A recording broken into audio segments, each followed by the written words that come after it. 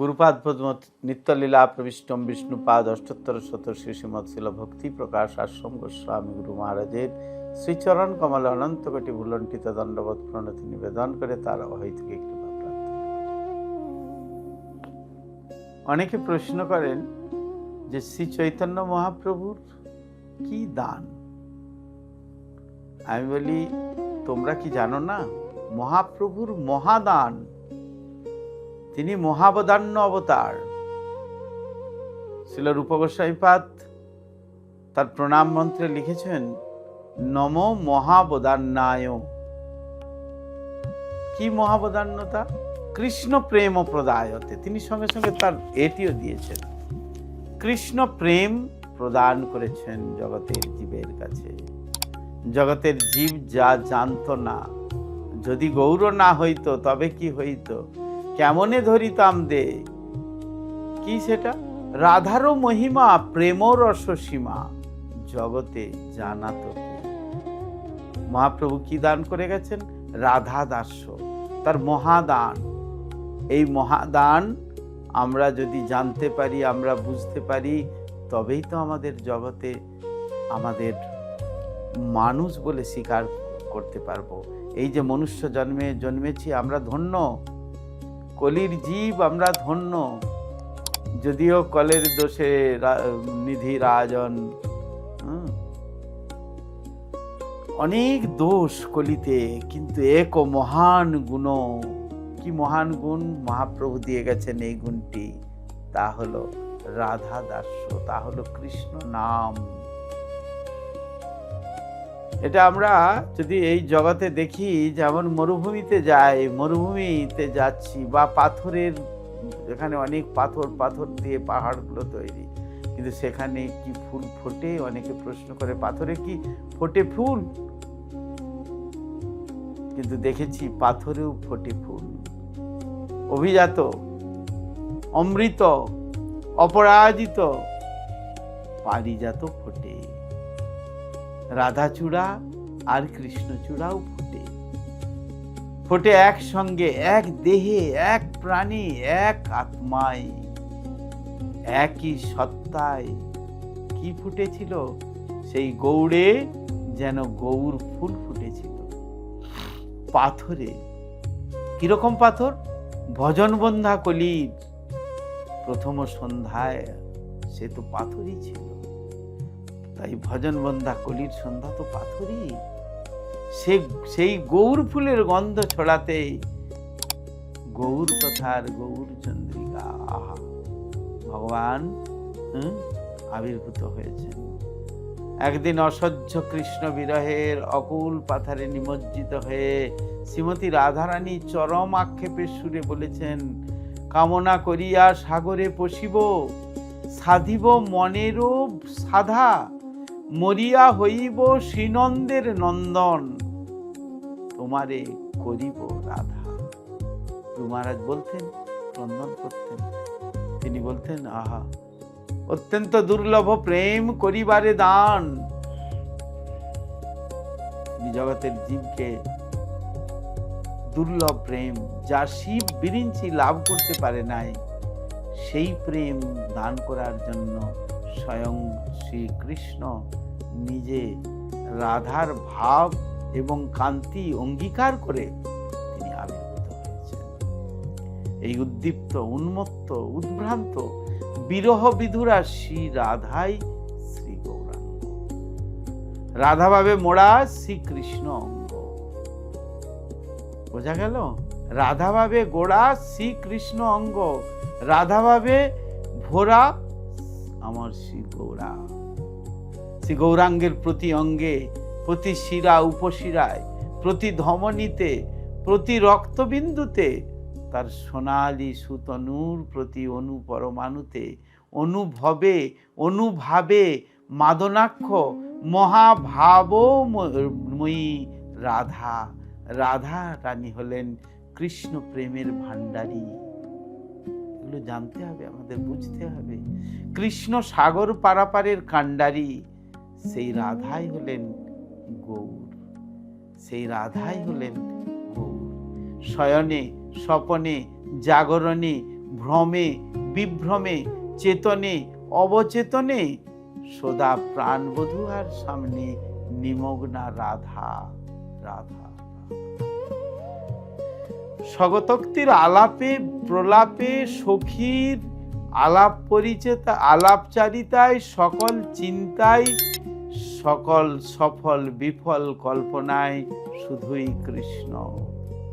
তার প্রতি নিঃশ্বাসে প্রশ্বাসে প্রণয়োচ্ছ্বাসে কৃষ্ণ, সকল বাসনায় সকল অন্বেষায় কৃষ্ণ। আমরা দেখেছি গম্ভীরায় সেই ভাব, সেই যে বিরহের একেবারে মহাপ্রভু কিরকম হয়ে যাচ্ছেন। তিনি দিনে নিত্য কীর্তন ঈশ্বর দর্শন, সন্ধ্যাবেলা হলেই তিনি রাত্রিতে তিনি কৃষ্ণ কথা আলাপন, রায় স্বরূপ শোনে কৃষ্ণ কথা আলাপন। আর সেই কৃষ্ণ কথা আলাপনে আমরা সেখানে সেই ভাবই দেখতে পাই। কোন প্রাকৃত প্রেমের সংলাপের আলাপ প্রলাপ বা বিলাপ নয় তার জীবন, তার সকল অনুভূতি জুড়ে কৃষ্ণ কৃষ্ণ কৃষ্ণ। তার নয়নে কৃষ্ণ, মননে কৃষ্ণ, স্মরণে কৃষ্ণ। আসল কৃষ্ণ প্রেমের জন্ম হলো রাধাতে। রাধা তাই কৃষ্ণময়ী, কৃষ্ণ যার অন্তরে বাহিরে। চৈতন্য চরিতামৃতে কি বলছেন? কৃষ্ণময়ী কৃষ্ণ যার অন্তরে বাহিরে, যাহা যাহা নেত্র পড়ে তাহা কৃষ্ণ সুরে। শ্রী চৈতন্য চরিতামৃত, শ্রী গৌরেও ঠিক তাই, একই, কোনো বাহুল্য নেই, কোনো ব্যতিক্রম নেই। রাধা কণ্ঠে উচ্চারিত সেই একভাবে মহাভাব লাঞ্ছিত কৃষ্ণ নাম প্রতিধ্বনিত হয়েছে গৌর কণ্ঠে। রাধারই ভাবের আস্বাদনে, গৌর করুণা। রাধা হৃদয় থেকে উৎসারিত, রাধারই করুণা। ফাল্গুনী পূর্ণিমা সন্ধ্যায় প্রভুর জন্মোদয়, সেই কালে দৈবযোগে চন্দ্রগ্রহণ হয়। হরি হরি বলে লোক হরষিত হইয়া, জন্মিলেন চৈতন্য প্রভু নাম জন্মাইয়া।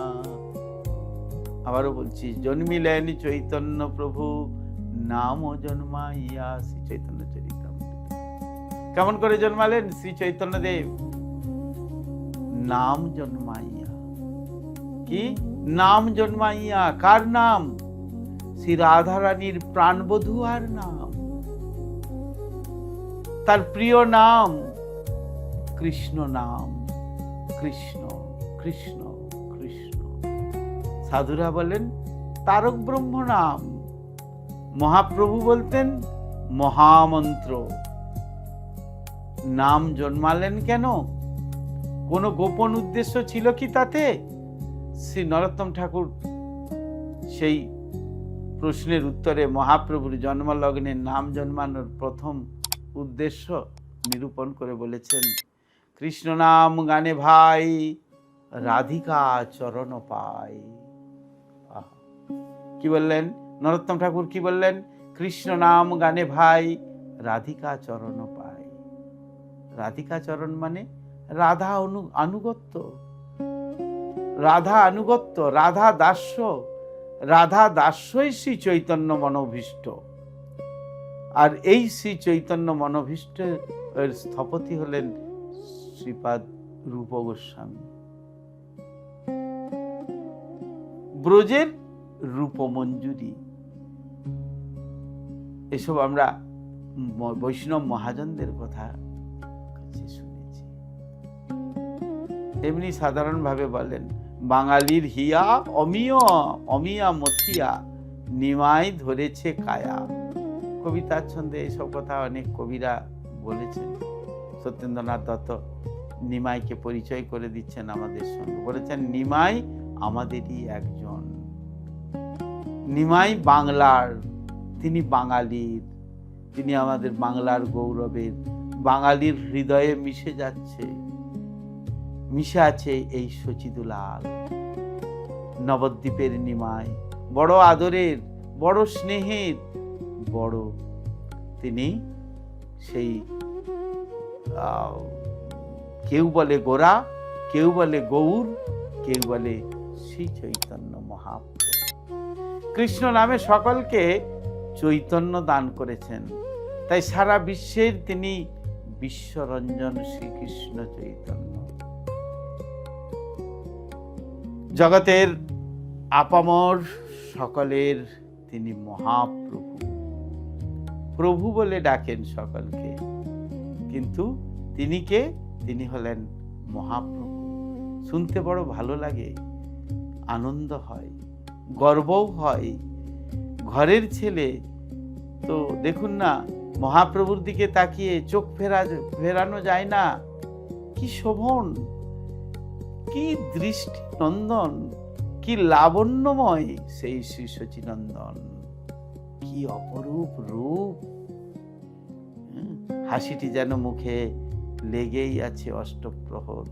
কি মনোহর তার মুখখানি, কি মধুময় তার কণ্ঠস্বরটি, কি মায়াময় তার চোখ দুটি।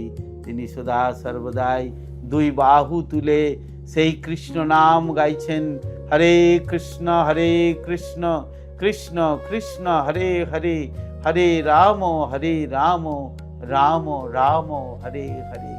অনর্পিত চরিং চিরাত করুণয়াবতীর্ণ কলৌ, সমর্পিয়তুমুন্নত উজ্জ্বল রসাম স্বভক্তি শ্রিয়ম।